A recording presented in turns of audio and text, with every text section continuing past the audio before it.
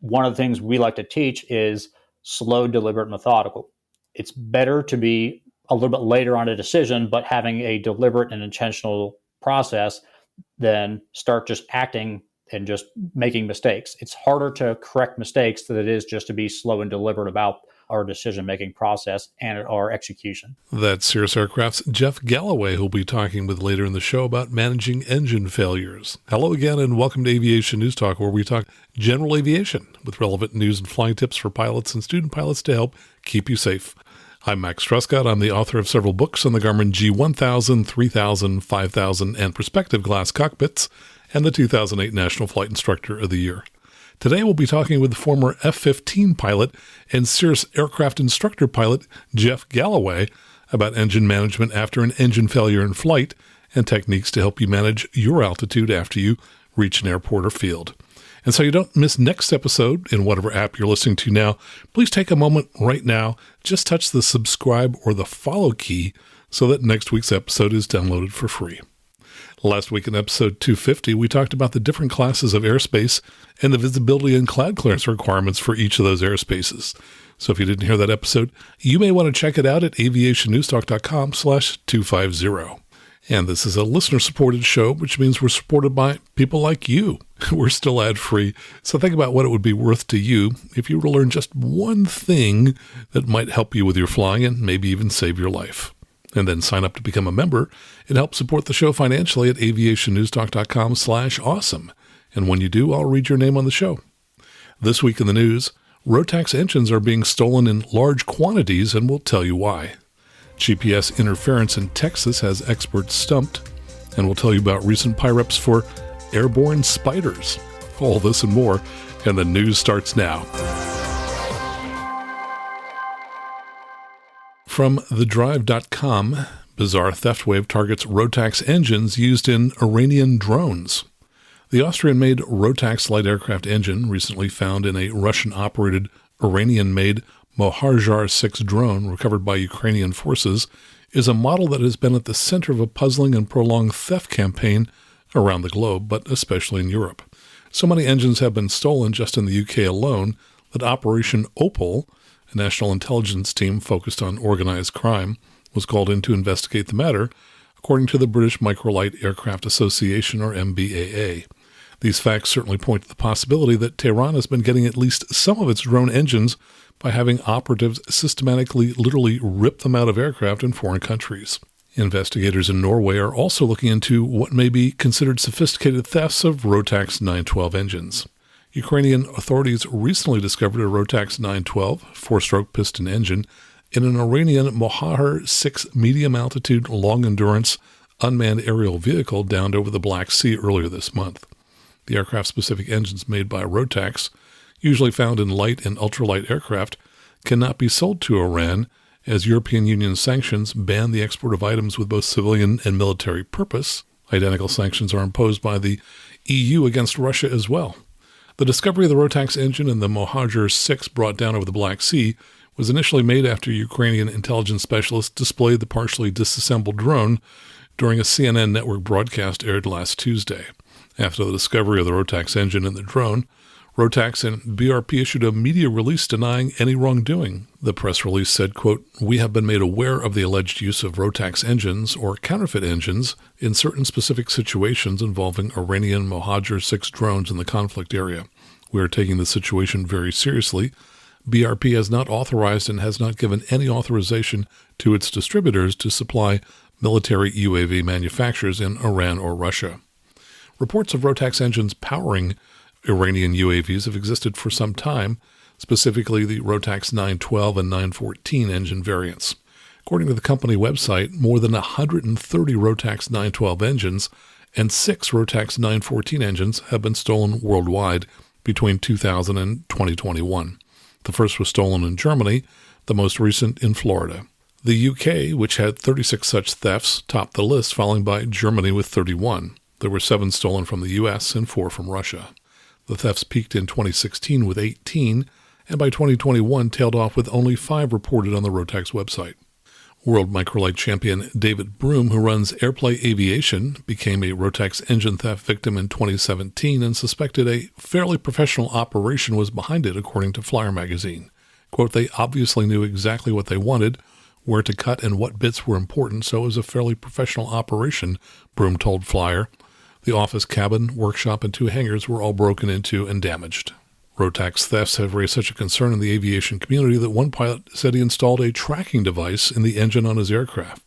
There is precedence for criminal activity being tied to Iranian drone engine acquisition. In 2014, 2 Iranian men were charged with smuggling dozens of German-made engines capable of powering drones. They went on trial in Frankfurt, according to Reuters. One was accused of obtaining 61 engines and delivering them to Iran through his own import-export company. To get through customs, he allegedly declared them as jet ski engines.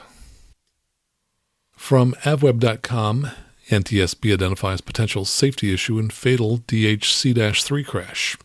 The NTSB announced on Monday that it has identified a possible safety issue with the flight controls of a de Havilland Canada DHC-3 turbine Otter that crashed into Mutiny Bay, Washington last month.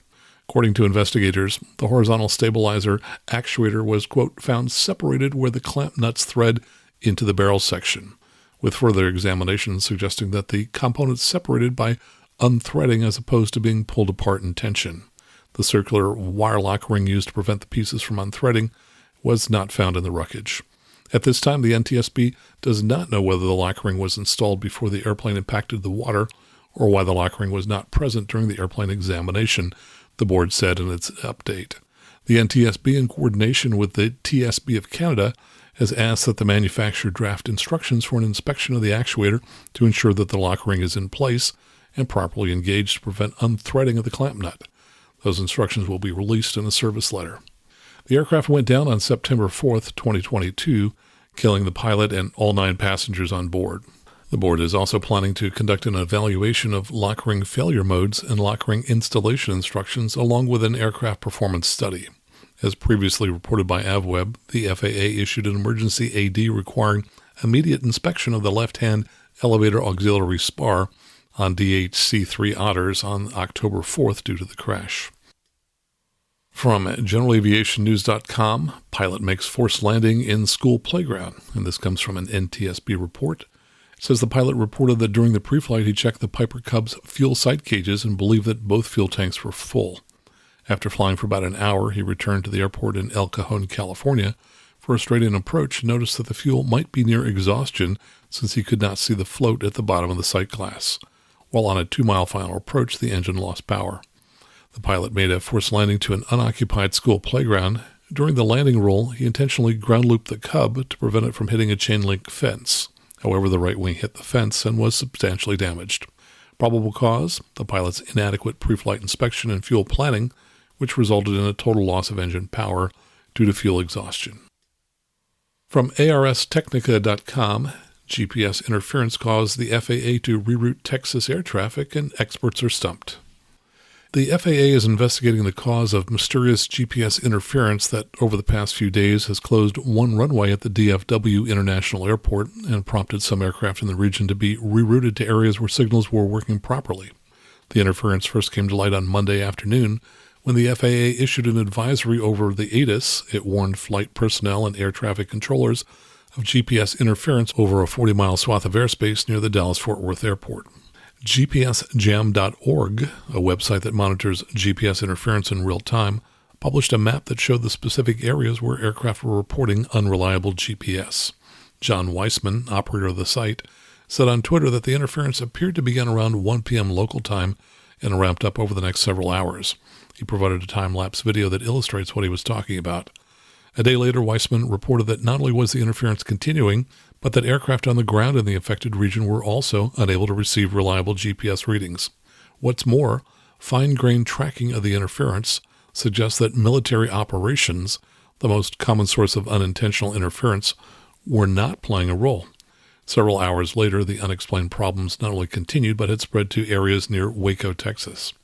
Then around 11 p.m. Dallas time, the interference ended. Weissman wrote, "This GPS interference stood out because it was significant, covered a relatively large area, and didn't look like the typical interference I see in the U.S., which is almost always associated with military testing or training in an MOA. Typically, however, when unintentional interference occurs, authorities can pinpoint the cause within a few hours. On Wednesday, FAA officials said in a statement, quote, "The FAA is looking into reports of issues with GPS-guided approaches for one of DFW's runways. The agency has found no evidence of intentional interference and is working to identify the cause. Aircraft are able to land safely on other runways." From alaskapublic.org, planes in 2 fatal Alaska crashes had holes in their floats. Federal investigators have found holes in the floats of 2 small planes that crashed on Alaska waterways in the past month, leaving both of their pilots dead. The NTSB released preliminary reports on the crashes Thursday. The information sheds new light on both the September 25th Whiskey Lake crash that killed 67-year-old Anchorage woman Janelle Rood and 2 dogs, and the October 5th Chenna Marina airstrip crash near Fairbanks that killed 75-year-old wilderness guide Gerald Stansel. According to the Whiskey Lake report, Rood was flying from the Lake to Anchorage's Lake Hood seaplane base. Family members reported her overdue on the afternoon of her trip, and a family friend flew over the lake and spotted wreckage of the flipped plane. Alaska State Troopers said a U.S. Air Force rescue team responded to the lake and recovered Rood's body from the Cessna 180.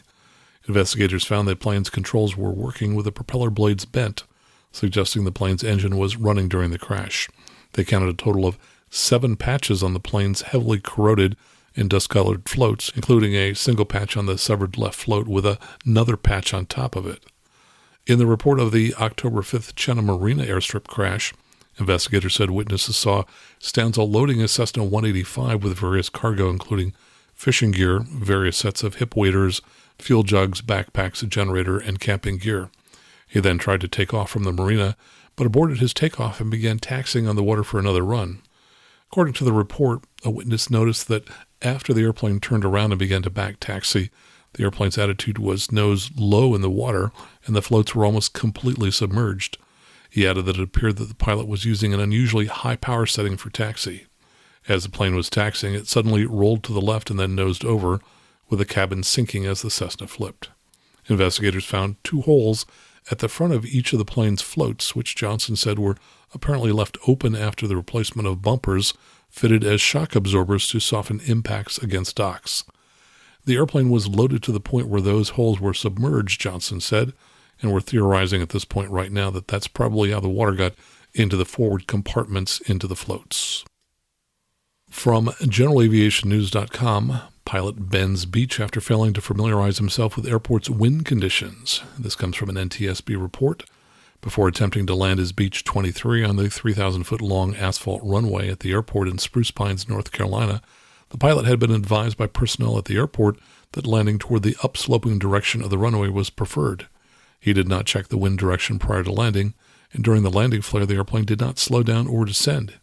He added full flaps, but the airplane continued to float and touched down with about 200 feet of remaining runway. The airplane overran the runway end, proceeded across the perimeter fence, traveled down an embankment, and came to rest on a road. The airplane sustained substantial damage to the fuselage, while the pilot sustained minor injuries. Following the attempt, the pilot reported that he believed a tailwind was likely present during the landing attempt. Probable cause: the pilot's failure to familiarize himself with the wind conditions at the destination airport and his failure to attain the proper touchdown point during landing, which resulted in a long tailwind landing and subsequent runway overrun. From GeneralAviationNews.com, GA may soon get a new voice at the FAA. The FAA may soon have a new position designed just for general aviation. U.S. Representative Sam Graves of Missouri said that he will, quote, seek creation of an FAA position that is specific to addressing GA issues and fostering that segment of the industry. We also must do a better job of getting young folks involved in aviation, he added. Whether it's to be a pilot, mechanic, or technician, training takes commitment and it takes money. I know the industry is looking at some very innovative ways of bringing workforce in and helping to foster that, but we really do need to be thinking outside the box. Graves, who's an avid GA pilot and aircraft owner, is the ranking member of the U.S. House Committee on Transportation and Infrastructure and co-chair of the House General Aviation Caucus. From TheMiamiHerald.com, Florida Keys man faked forms to steal a private jet and gets prison time. The Florida Keys man with a history of pulling off elaborate cyber crimes, forgeries, and counterfeit schemes over the past 10 years was sentenced this week to 3 years in federal prison after pleading guilty to faking documents used to create a bogus pilot's license to steal a private jet. Cole Peacock, age 30, has a storied criminal career of clever crimes straight out of a Hollywood script. These include defrauding a Tennessee tech company out of $3 million in computer equipment in 2016, impersonating a Monroe County Fire Rescue lieutenant in 2019, and sending a bomb threat to the sheriff's office after hacking into the agency's computer system, making it appear as if the threat came from within the department back in 2013. As a student pilot in 2020, prosecutors say Peacock created fraudulent and counterfeit endorsements that made it look like a CFI endorsed him to fly solo in airspaces surrounding the nation's busiest airports. That year, he also flew a single-engine Cessna with a passenger on board from Homestead General Aviation Airport to Orlando International Airport, according to a plea agreement he signed in the U.S. Southern District Court in June. Prosecutors say he falsified his flight logbook saying he was endorsed for the flight. Then in February 2021, Fort Lauderdale police received a call from a man at Fort Lauderdale Executive Airport reporting that his Venezuelan-registered 1981 Learjet valued at $150,000 was stolen. Police found the plane at nearby Florida Jet Center.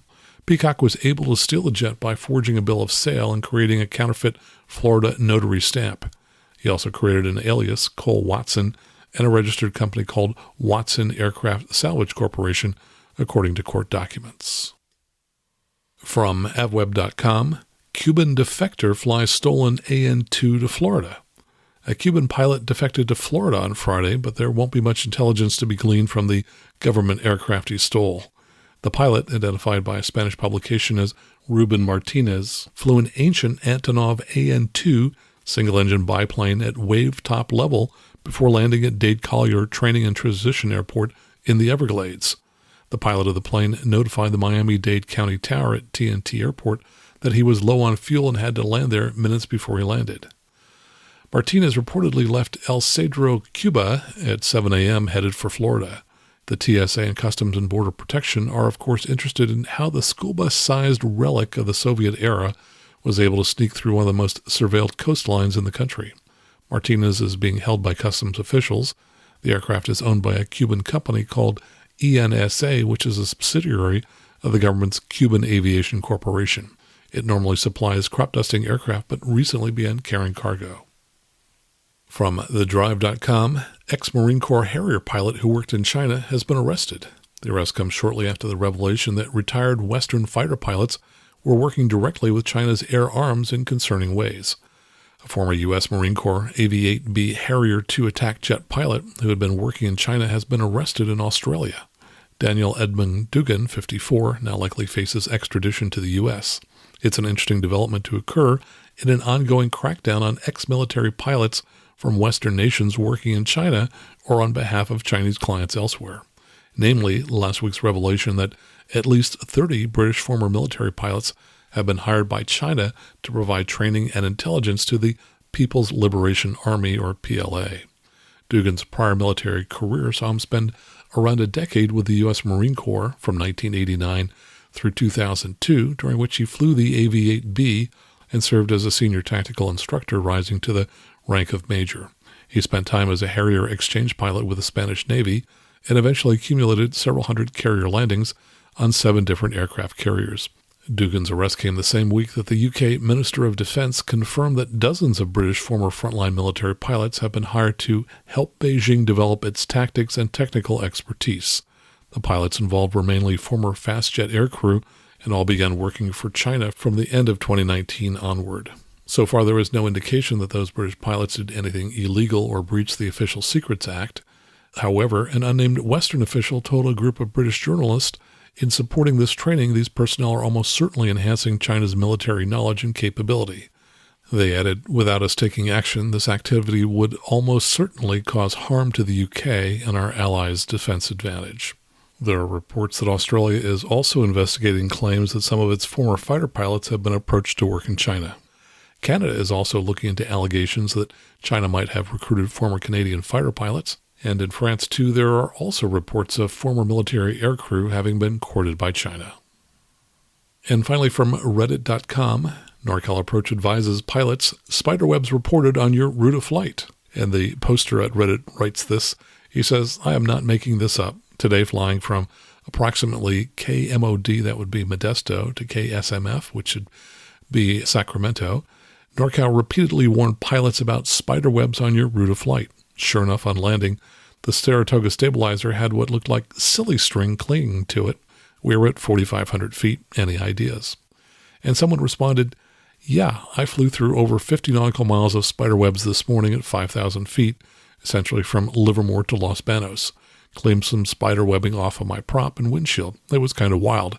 If I hadn't watched the animated version of Charlotte's Web as a kid, I think I would have been somewhat more concerned. Now I'm calling in PIREPs for really large amounts of airborne webbing and taking screenshots of other PIREPs popping up. Cloud tops 1,900, bases 1,000, spider webs 3,000 to 5,000.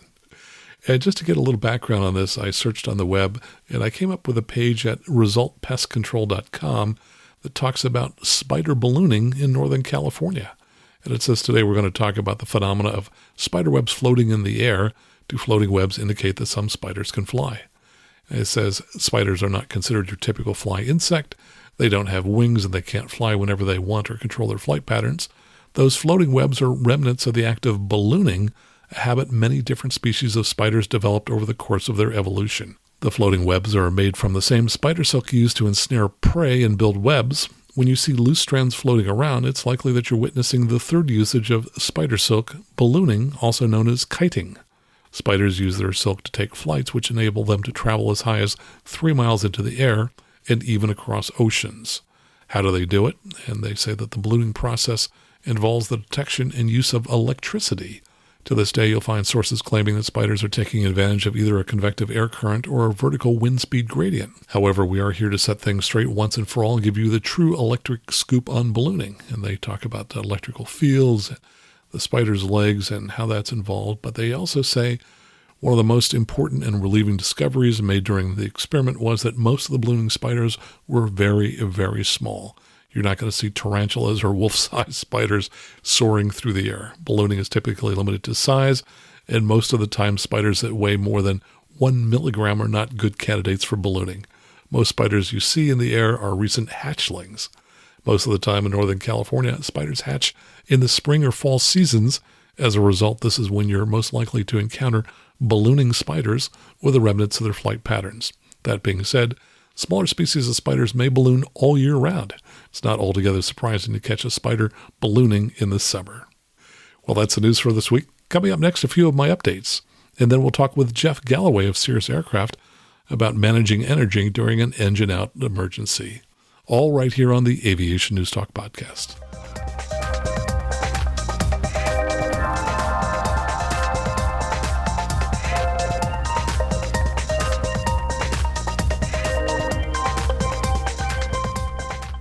And now for some updates. Let's start with the good news first. This comes from Kurt Taylor here in the San Francisco Bay Area. He says, "Hi, Max. Just want to pass along the news that I got my airplane single-engine C rating. I did the training in a C-Ray through C-Ray Adventures in Temple, Texas, and then had to fly to St. Louis for the check ride to find a DPE who owns a C-Ray. My last rating was in a 777 back in 2009. He says, "We are in the final stages of building our C-Ray at Hayward and are looking for another partner here in the Bay Area." So I guess if anybody's interested in being a partner in C-Ray, let me know. I'll get you in touch with Kurt. He says, "Thanks for all the work you're doing to promote GA safety.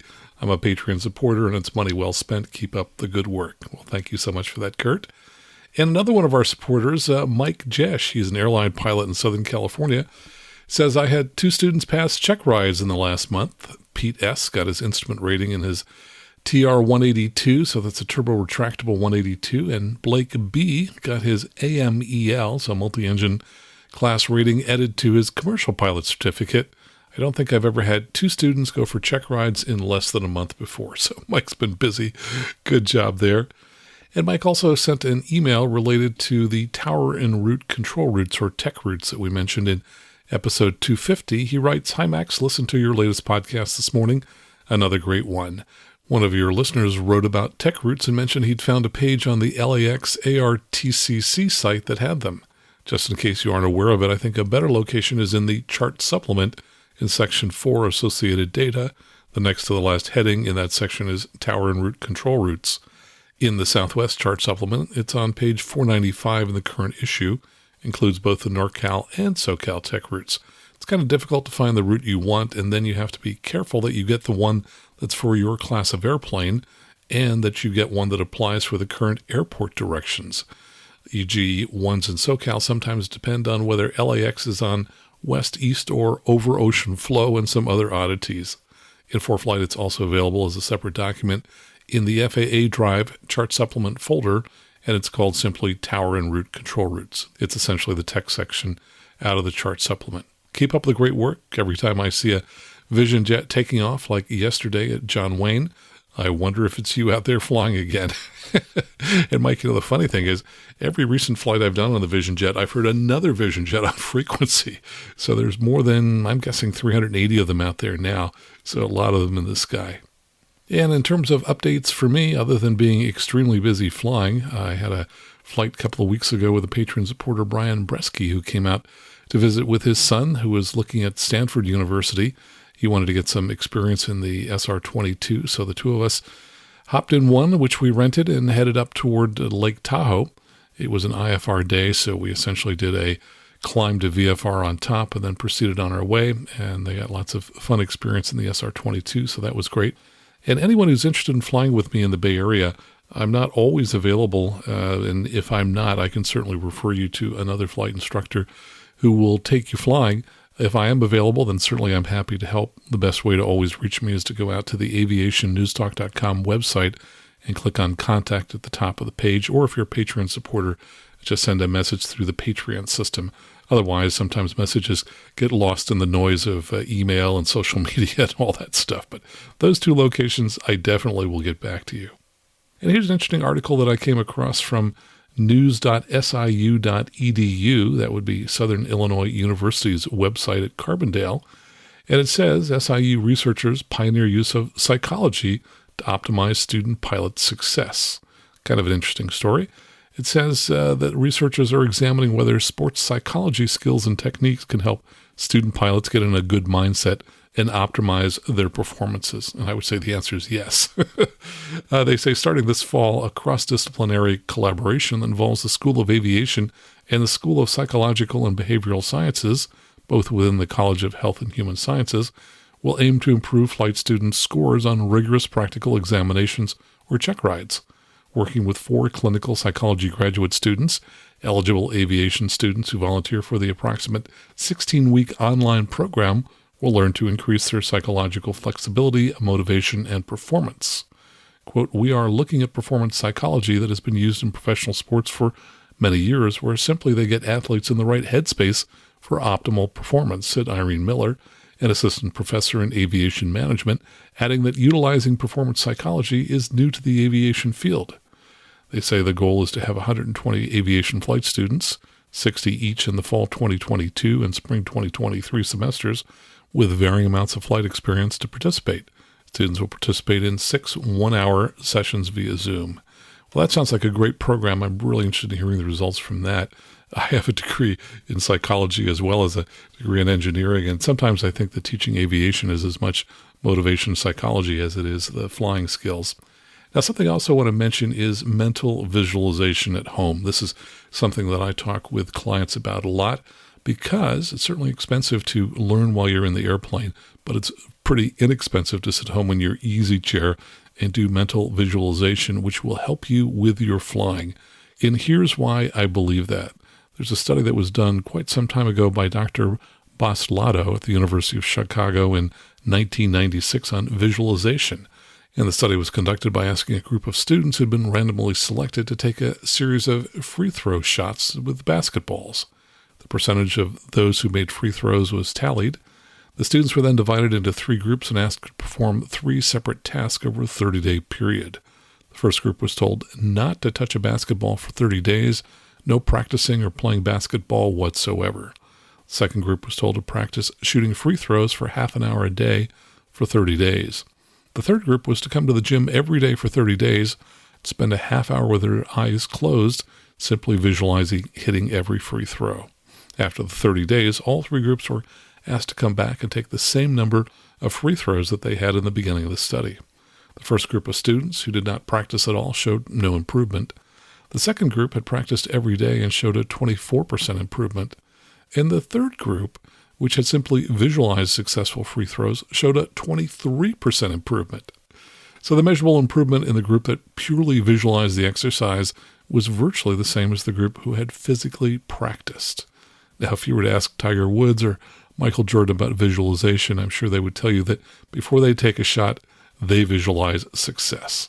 And as pilots, mental visualization is also a great form of practice, and it's less expensive than practicing with a Hobbs meter running. So I encourage you to spend time visualizing the different procedures that you do when you're flying. For example, I used to, years ago, practice visualizing crosswind landings, and I would imagine myself in different scenarios. And by the way, you don't want to just imagine that everything is going perfectly. Imagine that, you've drifted to the left of the runway, and now you need to lower your right wing, or if you're crabbing, point the nose more to the right, and then, of course, reduce those control inputs as the airplane comes back up on the center line. Anyway, you get the idea. Visualizing is a very effective way of practicing your flying skills. And here's an email from Patreon supporter Nick Passmore. He writes, "My training has slowed as a result of a number of CFI changes, coupled with a particularly rainy few months here in Victoria, Canada. I'm not sure if the flooding that we have has made it to the news in the U.S. As a result, I have not yet completed my RPL, but I'm aiming to do so within the next 4 weeks. I'll keep you posted. I'm learning on a Piper Warrior at the moment, flying a mix of analog and glass. A couple of the aircraft have the Avidyne Integris system in them. I'll be finished with my degree around June next year and will come away with a CPL with multi-engine and IFR. I'm hoping to then, inspired by you actually, to get my instructor rating and then start teaching part-time. Thank you again for all that you do. I think I mentioned listening to your podcast was a major contributing factor to my decision to take the plunge and begin flight training. And I always enjoy every episode and what I learn from each and every one, Nick." And Nick at the same time edited his pledge up from $20 a month to $50 a month. Nick, thank you so much. And I'm happy to hear that the podcast helped inspire you to actually begin flight training. That's really great. And here's a follow-up from Pilot Life. I mentioned last week that they had signed up to become a $50 a month supporter of Patreon, and that I thought that they sold digital pilot logbooks, and I found out more from them. They said, "Great to hear from you. Huge fan of your show. We do sell a pilot logbook. We're taking a twist with the idea, allowing pilots to connect with one another and share their flying versus keeping it so private. I would love for you to mention us if you could. I think we have a pretty unique place in the market." And of course, that's pilotlife.com to find out more about their digital pilot logbook. And he writes, this is kind of interesting. He says, "My biggest challenge when I started to fly was the solo, lonely sport feeling I got from it." So I think what he's saying is flying is pretty much an individual sport as opposed to a team sport. So I always wanted a way to connect more with other pilots, which isn't easy. And I agree, by the way. I used to think that I enjoyed flying for the sake of itself, and over time I realized that flying by myself was not nearly as much fun as flying with other people. And by the way, being a flight instructor is the ideal way to get to fly with lots of other people. So check out pilotlife.com if you're interested in a digital logbook where you can share your flying with other pilots. And we had one other new Patreon supporter this week, and that's John Hirabayashi. He signed up at the $35 a month level, which gives him access to my online courses and also my videos. Speaking of videos, on Friday I'll be posting the third in the series of a flight of an SR20 from Palo Alto down to my favorite airport, Oceano, and then back to Palo Alto.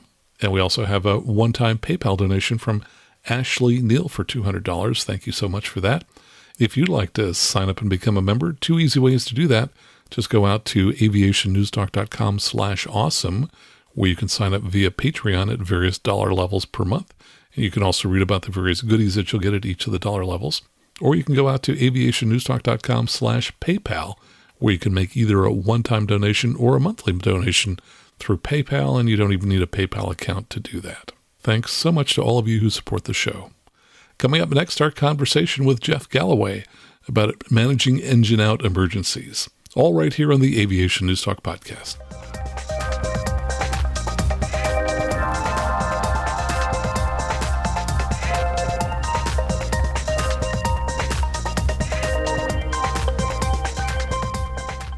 And now let me tell you a little about Jeff Galloway. Jeff is an SF-50 Vision Jet instructor pilot and examiner at Cirrus Aircraft, where he's worked for nearly 3 years. He has a bachelor's in aerospace engineering and an MBA, And he spent 20 years in the Air Force, where he spent most of his time as an instructor pilot, teaching in the T-38C and the F-15C fighter aircraft. And now here's our conversation with Jeff Galloway. Well, Jeff, welcome to the show. Great to have you here. Thanks for having me. Appreciate it. Tell us what led to your decision to join the Air Force, and what did you do while you were there? Well, just a love of flying, and I figured the Air Force was the best place to pursue it. And they were the only place that had the F-15, and that's really what I wanted to fly. So after college, I was commissioned and went to the Air Force and got to the fighter track and got to the F-15. Super. And you also did some work as an instructor pilot? Yeah, I spent probably the majority of my Air Force career instructing at all levels, from pilot training all the way up through the formal training unit teaching in the F-15s. And did some of the energy management concepts we'll be talking about today come from your training in the Air Force?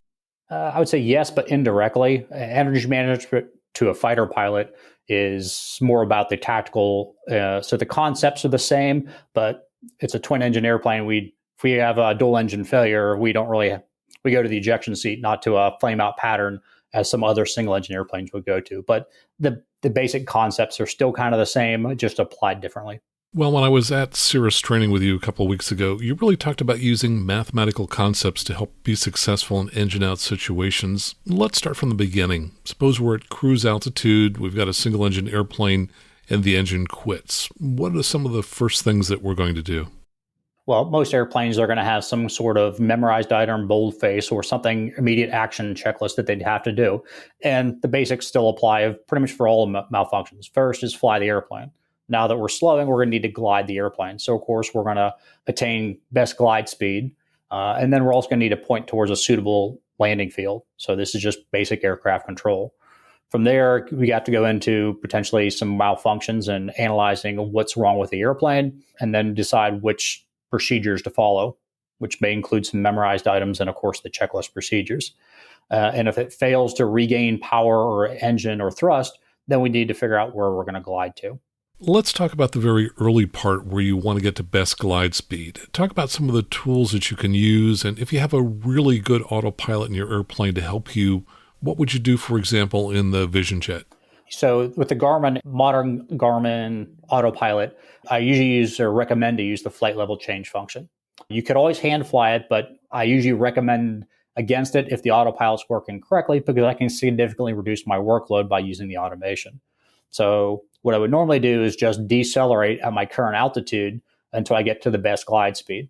So in this case, with the Garmin system, I would take the altitude select bug and I'd run it down to, say, min-safe altitude or 2,000 feet AGL, hit the flight level change button, and use the wheel to roll it back to 120 knots, which should cause the airplane to slow to my best glide speed and start a descent at that speed. Okay, and you've also have an auto throttle. What changes would you make to that? Well, at the auto throttle, the difference becoming with the G2 in the SF50 is I need to put it into a manual mode. If I go into the FMS program speed, it's going to do the default descent, which is going to be significantly higher than my best glide speed. So in this case, with the auto throttle, also hit the manual before going to the actual mode controller and setting the descent with FLC. Well, let's talk about best glide speed for a moment. A lot of people tend to think of it as just one airspeed, and they need to get to that one speed. Tell us about the range of best glide speeds for an aircraft. Well, if you look at the published stuff in your airplane, it's probably going to have a range or a bottom and top. And this airplane, in the one that I fly, has 3 different speeds depending on if it's 4, 5, or 6,000 pounds gross weight. Weight makes a bigger difference. So the bigger the airplane, the more complex, the more it's going to change this. Smaller airplanes, they probably only publish 2 numbers. And these are the engineers' numbers. These are the calculated exact best glide distance. And they may not be the optimal for execution, just basic engineering numbers of what's going to get the most range per altitude. So if people were looking at the best glide speed for max gross weight, the actual best glide speed they want to use is probably going to be slower than that, because it's rare that you're going to be in cruise at max gross weight. It depends how they wrote the AFM or the POH for the airplane. Normally, they're going to go worst case scenario. So in this case, in the SF50, the glide speed's 114 knots at max gross weight. And then will decrease about 10 knots for every 1,000 pounds you lose in gross weight. Sure, and we're all going to be at max gross weight for most a few seconds during takeoff. It's going to be less than that throughout the rest of the flight, unless, of course, we took off overweight, which, of course, we're not going to do. That's true, but there's a difference between the engineering numbers and what we're actually going to do. So a lot of the times you'll say, what's the VY speed? And am I going to climb at that speed? And I'm probably going to climb pretty close to it, but VY may not be the best actual speed because maybe something like engine cooling or ice and contamination requirements and procedures that I'm actually going to fly a slightly different number. It's not going to make a huge difference in the technical number, the actual published number, but it's a easier one to execute. So in the SF50, what I do is I usually glide at 120 knots. Instead of the 93, 104, 114 number, I just pick a big round number because execution-wise, it doesn't make a huge difference. And also is going to have some beneficial things with having a slightly more energy at the end game for me to maneuver the airplane. Okay, so we've run through our checklist. We've kind of concluded at this point that we're not going to get the engine restarted. Talk about finding the nearest suitable field. Well, based upon the airplane you're flying, it's good to know what the glide speed is and a way to translate your AGL altitude into a potential glide distance. A lot of the newer avionics, and of course, a lot of people using ForeFlight have a glide advisor and telling me about approximately how far I can glide. So whether it's about 1.5 miles to a little less than 2.5 miles per 1,000 feet, I want to figure out approximately how far I can glide. And it just depends on how you think about that and whatever technique works best for you. Some other people will say, well, for every 6,000 feet, I can glide so far forward. So they're trying to translate it to altitude. I use a nice easy number and I just round to the nearest 1,000. So typically in the SF50, I would usually double my AGL altitude, and that's a fairly conservative number. So in this case, if I'm flying at 15,000 feet, assuming the winds are negligible, I can glide approximately 30 miles. And that will help me go to and find suitable airfields.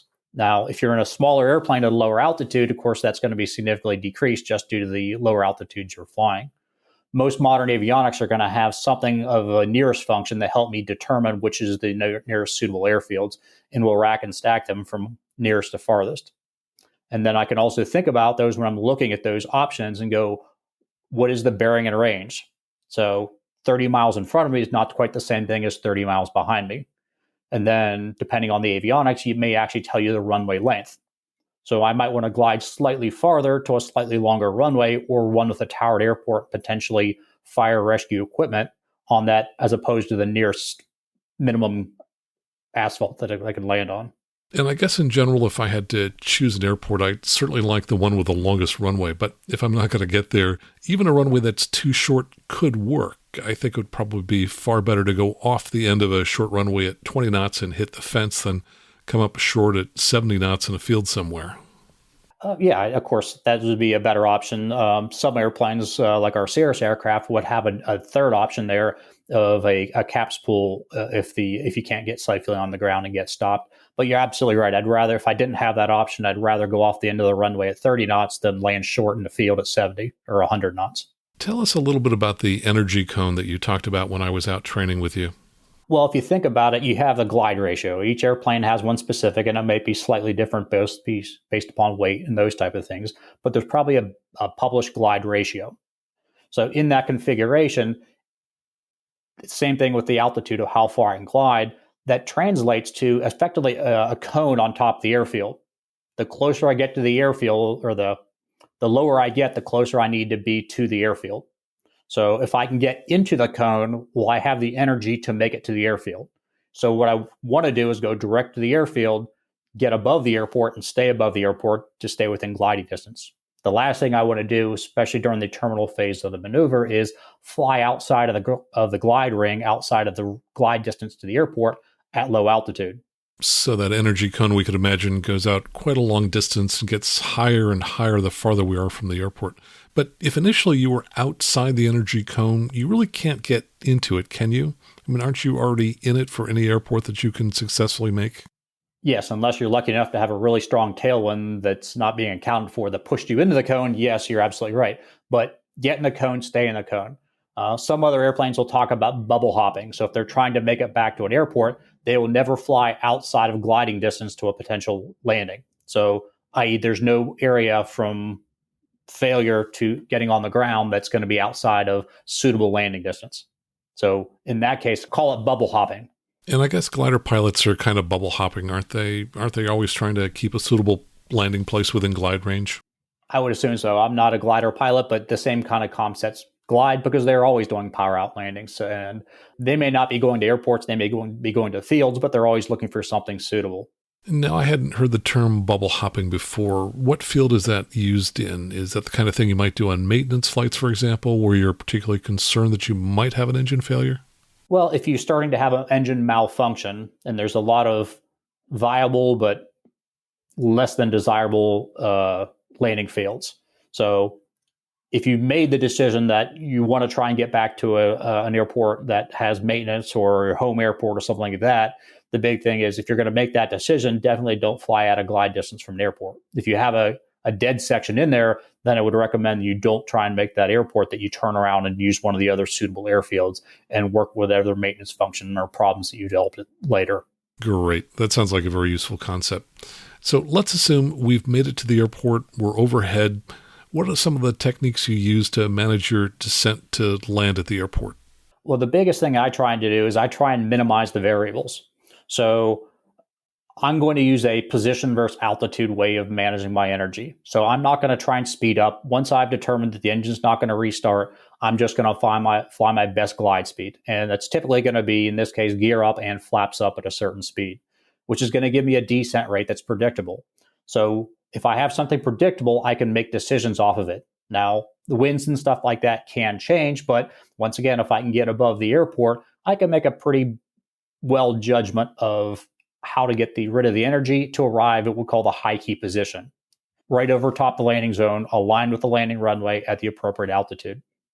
So because I've minimized the variables, I can kind of make a better prediction. So I will fly longer flight paths to get rid of the energy, but ideally, my objective is to find a way to get to the above the airport, somewhere between 2,000 and 3,000 feet, depending on the type of airplane. And from there, I can fly a known maneuver. One of the things we do in training is we get to that high key position, pull the power to idle, and fly the airplane. So this is something you have done before prior to actually getting into a scenario where you've lost the engine. So if I can get you to a known position, you can land the airplane.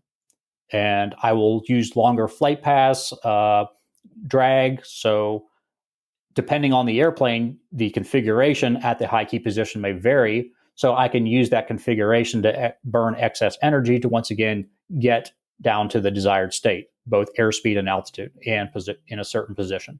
So it sounds like someone could take their airplane, whatever model it happens to be, go up to altitude, and then basically at different configurations of flaps and landing gear, figure out what kind of descent rate that they have at best glide speed for each of these configurations?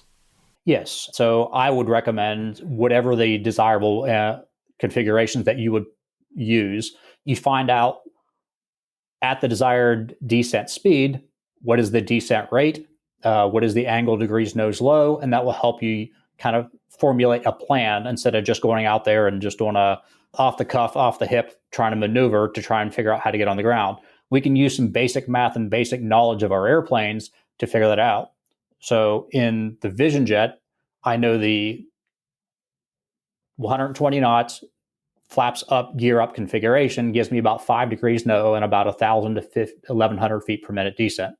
When I get to the high key position, my configuration should be gear down with 50 flaps, and that gives me about 7 degrees nose low, 120 knots at about 1,500 feet per minute. And then once I go to gear and full flaps, I'm probably at least 10 degrees nose low, if not more, 2,000 feet per minute descent rate. So I'm using these knowledge numbers and the glide ratios to kind of manage my energy, my position around the pattern. Now, with the modern avionics, you have something like synthetic vision. Once you're pointing towards the runway, you have a really great cheat point of seeing exactly where the runway is in relation to your pitch ladder and how many degrees nose low it is, using technology to give us, once again, an extra tool. But once again, that is not a primary thing that I use. It's an extra thing I use to kind of judge my position because I don't want to rely on it. The reason I don't want to rely on it is as we descend in altitude, especially from significant altitude, Well, the winds can change. So if I'm banking on putting my blue banana for my descent rate right on the threshold and the winds change, I can end up short. And if I'm below the energy profile, like you already talked about, well, then I'm not making the airfield, and I'm either going into a field or pulling the caps in my scenario. So let's use the SF-50 as an example. I imagine that once you're overhead the airport, at some point you're going to turn off the autopilot because you're going to need steeper bank angles than you can get with the autopilot's heading mode. At what point would you typically turn off the autopilot, and what kind of speeds and positions would you use to then maneuver to the ground? Well, I talked initially there of using predictable, right? And that's the reason I want to initially use the autopilot there. So I'm going to use the autopilot to get to high key. At the high key position, in this case, 3,000 feet over the landing zone, is when I'm going to turn off the autopilot. Before that, I'm going to use the heading bug primarily because I can make standard rate turns. If I burn a 360 under heading mode, it's going to take 2 minutes to do a standard rate 360, which should burn about 2,000 to 2,200 feet of altitude. But once I start the actual maneuver, essentially we're getting to the bottom of that cone we were talking about earlier. It's time to be very deliberate with the airplane. So I'm going to turn off the autopilot. I'm going to maintain my speed, and I'm going to do a deliberate 20 to 30 degree bank turn. None of this is terribly aggressive. It's just deliberate. The big thing is I don't want to get too far away from the airfield, because if I make the mistake and I float the turn, well, now I'm outside of that glide cone and I'm out of altitude, out of energy, and out of ideas. Yes, we've talked on this show before about how using a 20-degree bank angle leads to a 59% increase in turn radius versus using a 30-degree bank turn. And I don't think people realize that, 20 and 30 just doesn't look like that much of a difference. And yet at a 20-degree bank angle, you're going to follow a much longer path than a turn.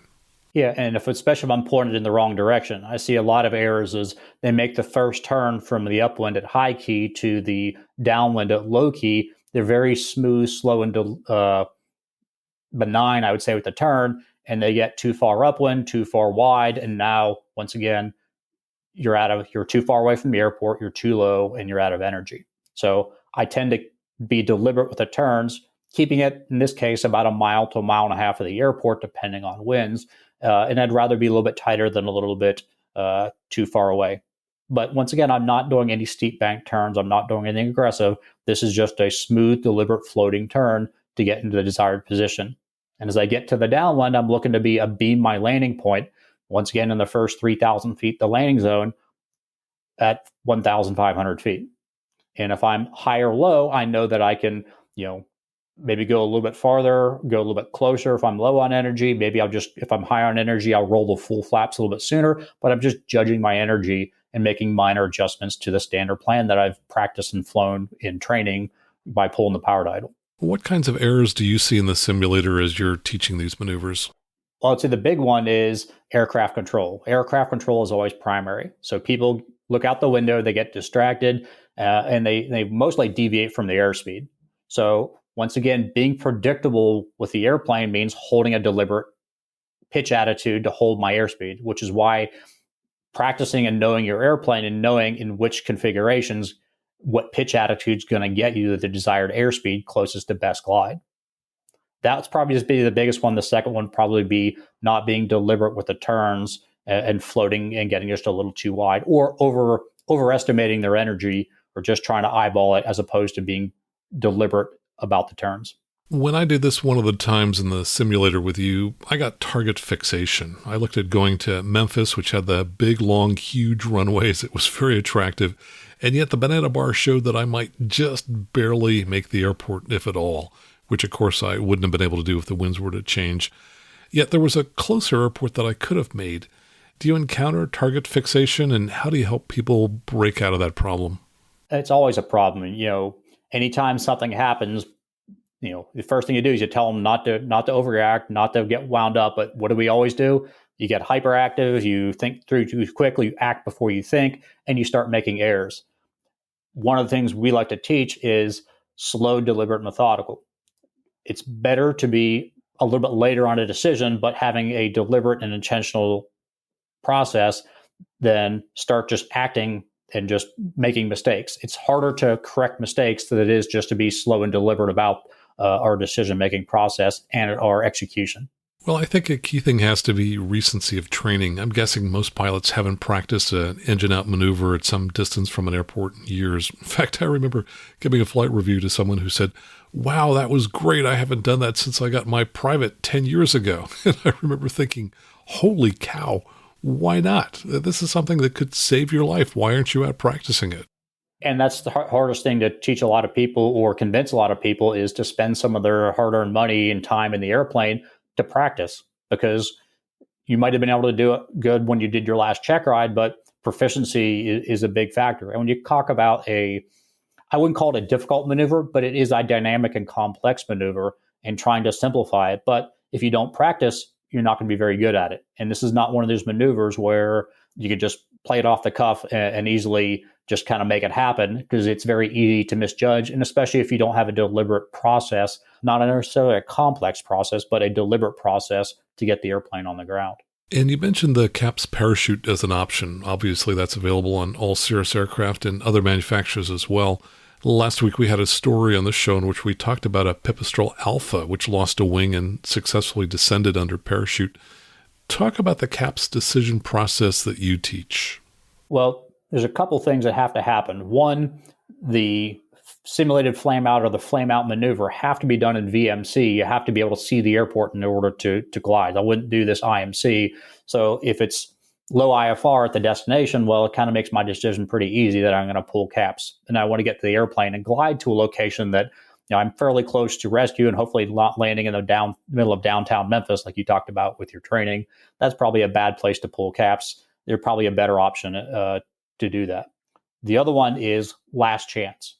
So based upon a minimum demonstrated altitude of 600 feet, somewhere between low key and the runway, I'm going to exit the CAPS envelope.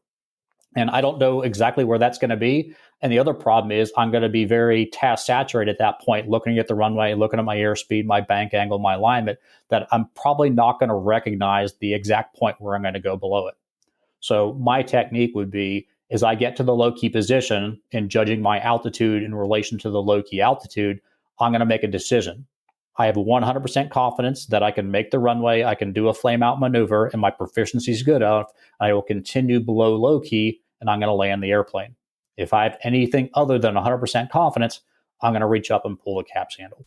And it just occurred to me that you've spent most of your career flying aircraft with either ejection seats or parachutes. Does that give you some additional confidence? It's not really additional confidence, but it's additional options. Instead of going, well, I lost the engine, it's IMC, it's night, well, what am I going to do? Well, probably slow down as much as possible and see what soft things you can crash into. But that may be a risk management prior to takeoff type of decision. It's a pretty close parallel. I think a bigger consideration is training to use it. You can give someone a capability, but unless they're used to thinking about it and making that decision and including it in their process, not necessarily their pre-flight planning process with the risk management, but their execution with regard to, hey, if I have an engine failure at this point, I'm going to make a decision.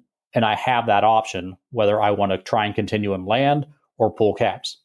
And an inexperienced pilot or someone who's not so confident in their proficiency may be more prone to pulling the parachute. And if that's their decision, then that's great. That's what it's there for. A higher proficient or a higher skilled or just a more comfortable pilot in his airplane may be more comfortable going, no, I got this. I know my altitude. I know my energy. I know the winds. This is all set up. I'm definitely going to make the runway. I'm going to continue. And I think that's a safer decision based upon that scenario as opposed to pulling CAPS. So it comes down to the PIC and his decision and his judgment in that scenario, in that specific scenario. So the parachute is really just one more tool in our toolkit that we can decide to use. Exactly. So as you think back over your career, can you tell some stories about people who may have mismanaged some of these concepts when they had an engine out scenario? Yes, I can think of two scenarios. One was one of those engine out scenarios, and the pilot started within the envelope, within the cone that we talked about, but didn't execute the plan as it's designed to be done and missed some steps. I'm not going to go into specifics, but essentially didn't fly the profile. So we talked earlier about attaining glide speed and maintaining your speed and going direct to the airport. Well, they didn't do all the steps that they were required to do. And then because of that, they were actually lower on energy and weren't getting the performance out of the airplane that they thought. Thinking back to some of those concepts of glide speed, if you misjudge your actual weight and apply the wrong speed, you may be descending more than you think you are, i.e. you're not on the best glide speed. And the result is he thought he was in a position to land, but because he didn't follow the procedure correctly and didn't execute it appropriately, he ended up short of the runway, so he didn't make it to landing.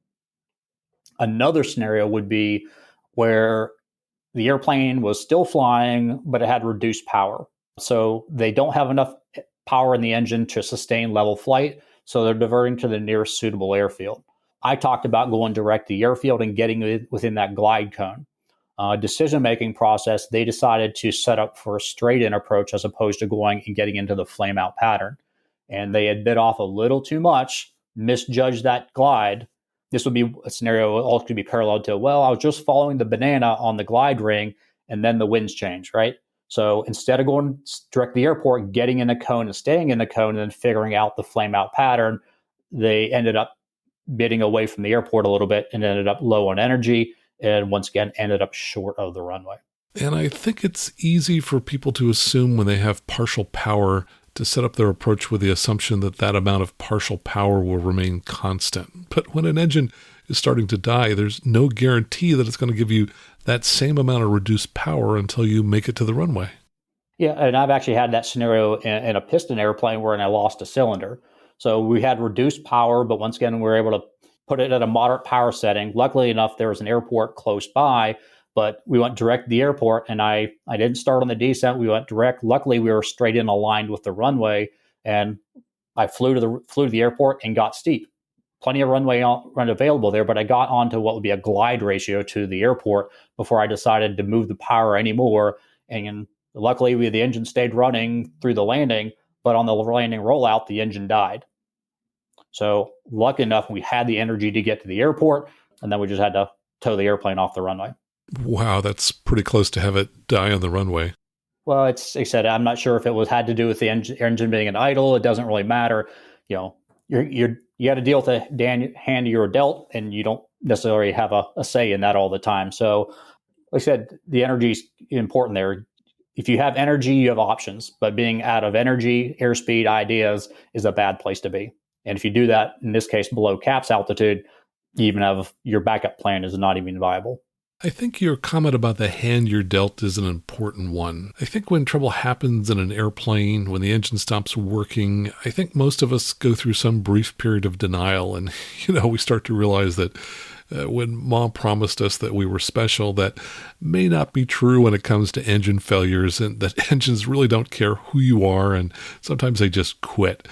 Any suggestions or recommendations for getting through this initial denial to begin managing the engine out situation? Well, this would be a scenario where you have to worry or have to rely on your intuitive actions. And the only way to really build intuitive action is training and experience. Now, you can't buy experience, you have to gain experience, but you can train.